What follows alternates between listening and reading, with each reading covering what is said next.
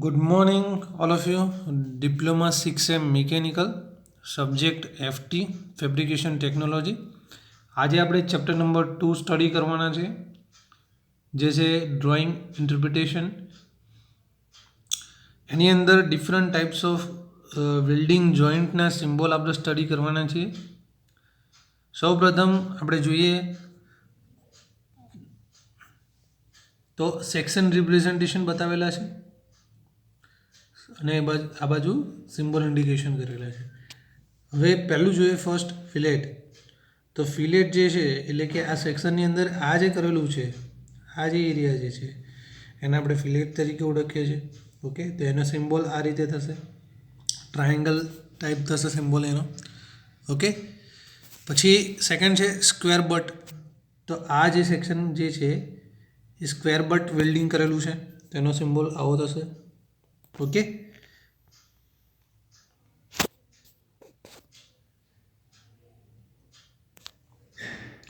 Next છે single V butt. Single V butt એટલે કે સિંગલ બાજુ વેરિએશન હશે. ઓકે, એટલે સિંગલ ટાઈપ, જો તમે આ જોઈ શકો છો, સિંગલ ટાઈપ છે. એ જ રીતે ડબલ વી બટ છે, એટલે કે બંને બાજુ હશે, ડબલ બાજુ હશે. ઓકે, તો એ આ ટાઈપનો સિમ્બોલ આવશે. સિંગલ યુ બટ, જે રીતે આપણે સિંગલ વી જોયું એ રીતે સિંગલ યુ આવશે, જેનો સિમ્બોલ આવો આવશે. એ જ રીતે double V, double U. Okay, double side આવશે.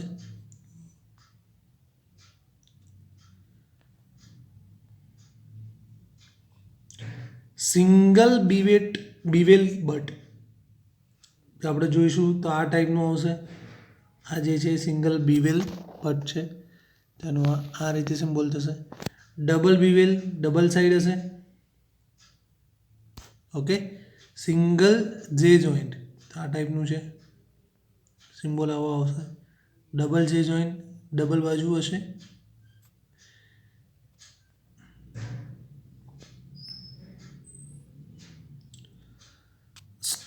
સ્ટડ માટે આપણે જોઈએ તો આ સ્ટડનો સિમ્બોલ છે, આ રિપ્રેઝેન્ટ કર્યું છે, આનો સિમ્બોલ એનો આ રહ્યો. ઓકે, પછી બેડ એજ અથવા સીલ માટે છે. ઓકે, આ રીતે આવશે. સીલિંગ રન માટે આ રીતનો સિમ્બોલ છે. Okay, spot type. અને એના પછી સ્પોટ પણ છે, તો સ્પોટ જે સિમ્બોલ જે છે બેઝિકલી સ્પોટ વેલ્ડિંગની અંદર ખાસ ઉપયોગ થશે. તો આ બે વર્કપીસ છે અલગ અલગ, એમની વચ્ચે આ સ્પોટ કરેલું છે કે તેનો આ એક ટપકા જેવું હશે, કાં તો આ રીતે ઉધડી ટાઈપ હશે. બંનેમાંથી ગમે તે એક સિમ્બોલ તમે યાદ રાખી શકો છો. સીમ છે, એના માટે એ પણ સ્પોટ વેલ્ડિંગનો જ એક પ્રકાર છે, સીમ વેલ્ડિંગ એનું જ છે આ. ઓકે, આ રીતે એનો મતલબ બંનેમાં થોડું વેરિએશન છે, કોઈ ખ્યાલ આવે છે. સ્પોટ જે છે એ ખાલી એક જ સ્પોટ બતાવે છે, અને એની અંદર શું છે, નંબર્સ ઓફ, એટલે કે સીમ વેલ્ડિંગ જે છે એ કેવું કહેવાય, ખાસ ધ્યાન રાખજો, કન્ટિન્યુઅસ કહેવાય. ઓકે,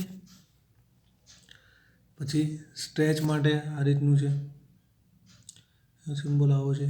પ્લગ માટે આ રીતનો સિમ્બોલ છે. બધા સિમ્બોલ તમારે યાદ રાખવા પડશે, લખીને તમારી નોટબુકમાં નોંધી લેજો કે જેથી તમને ઇઝીલી યાદ રહે.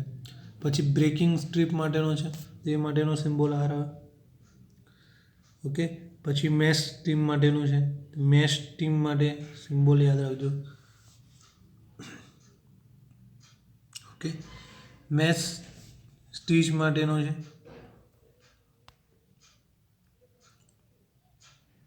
પ્રોજેક્શન માટે ડેલ્ટા. ફ્લેશ માટે આ રીતનું છે. બટ રેઝિસ્ટન્સ અથવા પ્રેશર માટે આ રીતનું છે. ઓકે, તો આ 23 સિમ્બોલ જે છે એ તમારે યાદ રાખવાના છે. ઓકે, ગમે તે સિમ્બોલ ઓબ્જેક્ટિવ ક્વેશ્ચનમાં પણ પૂછાઈ શકે, એઝ વેલ એઝ ડિસ્ક્રિપ્ટિવમાં તો પૂછાશે જ. ડિસ્ક્રિપ્ટિવની અંદર 7 માર્કની અંદર પ્રશ્ન પૂછાય, ગમે તે 7 સિમ્બોલના નામ આપી દીધા હોય, કાં તો તમને એવું કીધું હોય કે ગમે તે 7 કાં તો 5, જે પ્રમાણે જે માર્ક્સ પ્રમાણેનો ક્વેશ્ચન હોય એ પ્રમાણે તમારે લખવાના હોય. એનું ક્રોસ સેક્શન સાથે સાથે એનો સિમ્બોલ પણ દોરવો પડે. ઓકે,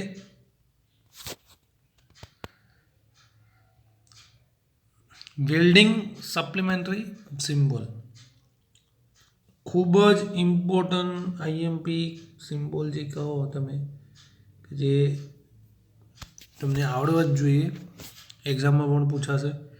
વેલ્ડિંગ સિમ્બોલ પહેલું જો સિમ્બોલ આ બાજુ રિપ્રેઝેન્ટ કર્યા છે, આ વેલ્ડિંગ ઇન્ટરપ્રિટેશન છે અને એનું નામ છે, બરાબર છે.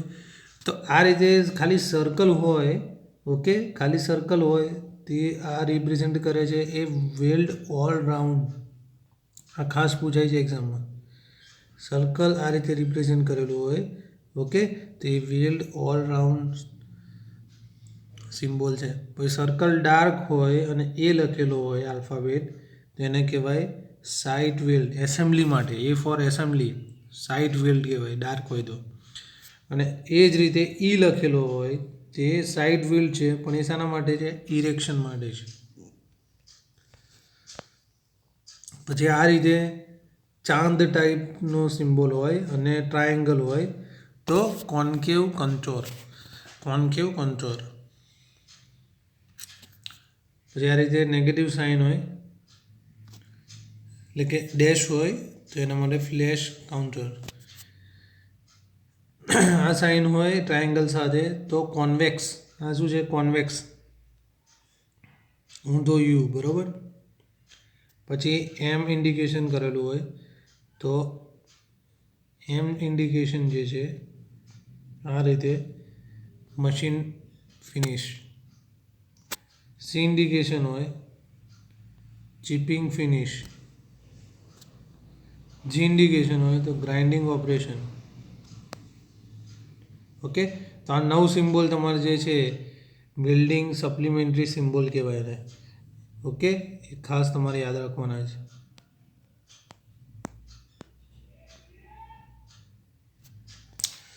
અને એ બધા સિમ્બોલ ભેગા કરીને એક ફિગર બનાવેલી છે, location of element of welding symbol.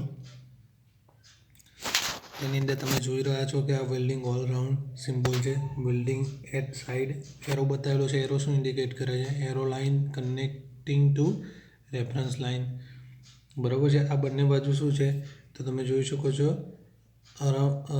Arrow side છે અને અધર સાઇડ છે.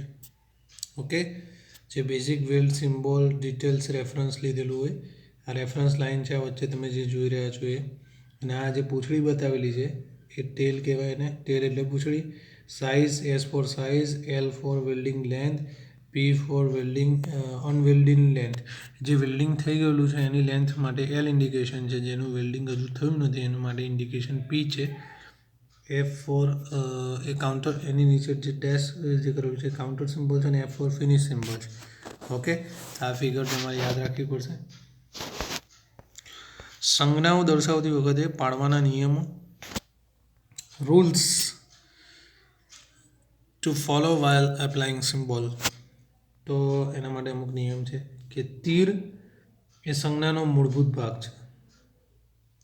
જે સાંધાનું વેલ્ડિંગ કરવાનું છે, જોઈન્ટનું વેલ્ડિંગ કરવાનું છે, ઓકે, તેની ટાંકીને તીર દોરવું. ઓકે, વેલ્ડિંગ ઊભી સ્થિતિમાં ડાબી બાજુએ રહે તે પ્રમાણે ફિલેટ અને અન્ય સંજ્ઞાઓ દર્શાવી. ઓકે, તીરની બાજુએ વેલ્ડિંગ કરવાનું હોય તો સંજ્ઞા ઊંધી કરી આધાર રેખાની નીચે દર્શાવી, અને જો તીરની બીજી બાજુએ વેલ્ડિંગ કરવાનું હોય તો આધાર રેખાની ઉપરની બાજુએ સંજ્ઞા દર્શાવી. ફિલેટ વેલ્ડના પાયાના માપ અલગ અલગ હોય તો દર્શાવવું જરૂરી છે. ઓકે, અલગ અલગ ડિફરન્ટ હોય તો એને અલગ અલગ દર્શાવવું જરૂરી છે. જો ફ્લશ ફિનિંગ મેળવવાનો હોય તો સંજ્ઞાની ઉપર આડી લાઇન ઉમેરવી જરૂરી છે.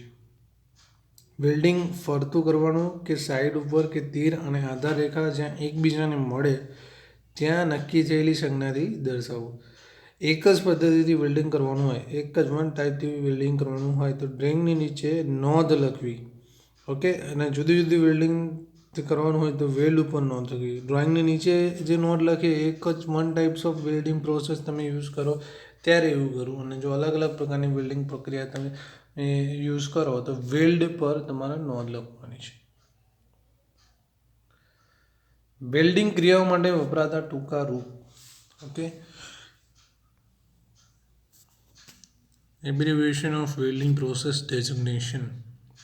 પહેલો છે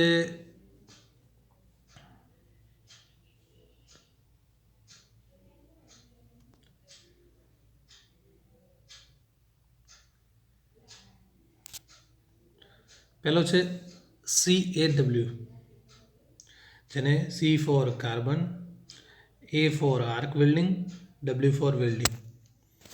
બરાબર છે. C for carbon, A for arc, W for welding. એટલે CAW નો મિનિંગ શું થયો? Carbon arc welding. ઓકે, પછી એ રીતે CW, C for killed, W for welding. Okay, W for welding બધા માટે કોમન રહેશે. C for cold welding. Okay, cold welding. DB, D for dip, D for dip અને B for brazing. Okay, DFW એટલે કે diffusion. DF means diffusion, W for welding.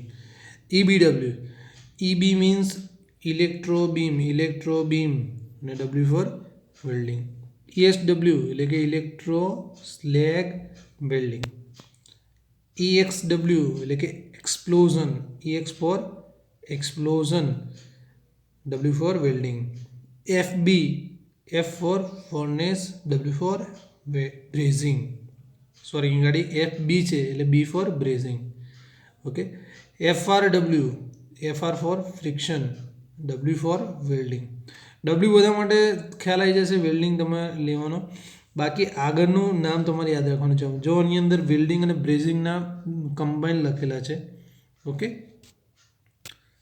Next છે FRW આવી ગયું. Okay, FW flash welding. Okay, GMAW એટલે કે gas, G for gas, M for metal, A for arc, W for welding. Gas metal arc welding. Okay, પછી છે TAW એટલે G for gas, T for tungsten, A for arc, W for welding. આ બહુ જ IMP છે આ બંને. જીગ વેલ્ડિંગ અને મીગ વેલ્ડિંગ. ઓકે, અને જીગ અને મીગ પણ કહી શકાય. Gas inert gas welding, gas inert gas welding.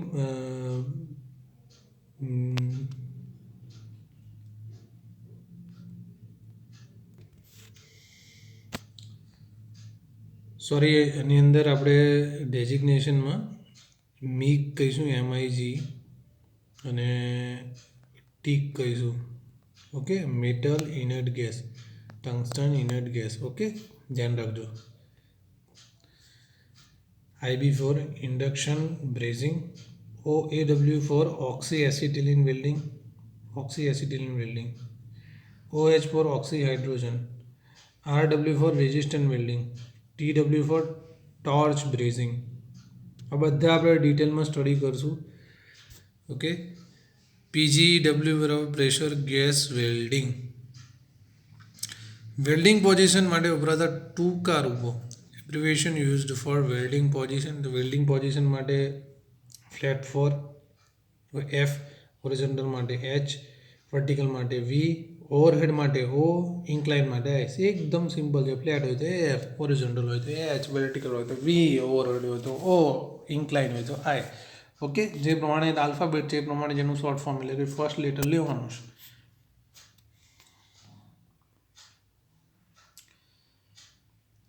Bill of material.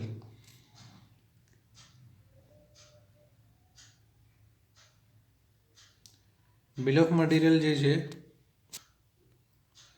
આજે આપણે આ લેક્ચરમાં આટલે સુધી રાખીએ છીએ. બિલ ઓફ મટીરિયલ નેક્સ્ટ લેક્ચરમાં આપણે કવર કરશું, કારણ કે ખાસું લાંબુ છે ને પત્તા વાર લાગશે. આપણે નેક્સ્ટ લેક્ચરમાં બિલ ઓફ મટીરિયલ કમ્પ્લીટ કરશું. Okay, good bye, thank you.